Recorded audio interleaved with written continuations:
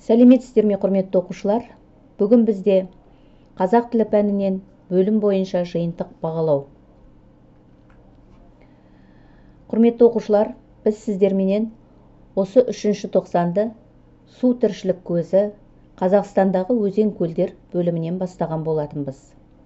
Қазіргі таңда осы бөлімді аяқтап, бүгінгі күні бөлім бойынша жиынтық бағалау жұмысын жазбақшымыз. Оқу мақсаттары: ауызекі сөйлеу және көркем сөйлеудің стильдік ерекшеліктерін қолданылған тілдік құралдар арқылы тану.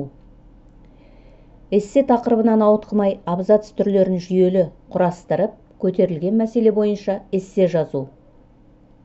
Бағалау критерийлері: көркем сөйлеу ерекшеліктерін тілдік құралдар арқылы таниды, ойын жеткізе алады, көтерілген мәселе бойынша эссе жазады. Бірінші тапсырма: сусыз өмір жоқ деген ойға қатысты өз пікірлеріңізді Попс формуласы бойынша дәлелдеңіздер. Яғни сіздер өзіміз үнемі жасап жүрген Попс формуласы бойынша сусыз өмір жоқ деген ойға қатысты өздеріңіздің пікірлеріңізді дәлелдеп жеткізесіздер.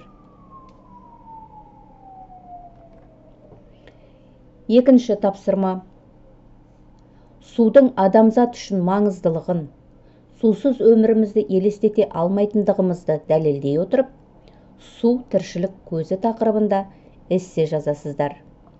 Сөз саны 100-120 сөз. Құрметті оқушылар, жаңа жолдан эссе деп жазасыздар. Ең бірінші, екінші тапсырма деп жазасыздар. Одан кейін жаңа жолға түсіп эссе деп жазасыздар. Содан кейін эссенің тақырыбын дәл ортасына жазып қоясыздар. Су тіршілік көзі. Эссе құрылымын сақтаңыздар. Құрметті оқушылар, бөлім бойынша жиынтық бағалау жұмысын жазу барысында міндетті түрде дескрипторға сүйеніңіздер. Бірінші тапсырма бойынша тақырып бойынша мәліметтерді анықтай алғандарыңызға 1 балл, тақырып бойынша мәліметтерді жүйелі жаза алғандарыңызға 1 балл беріледі. Екінші тапсырма бойынша эссе құрылымын сақтағандарыңызға 1 балл, эссенің даму желісін сақтағандарыңызға 1 балл, өз ойларыңызды анық білдіре алғандарыңызға 1 балл, мәселені талдай алғандарыңызға 1 балл, есімдіктерді орынды дұрыс қолдана алғандарыңызға 1 балл, және эссе соңында қорытынды ойларыңызды жаза алғандарыңызға 1 балл беріледі. Барлық балл саны 8.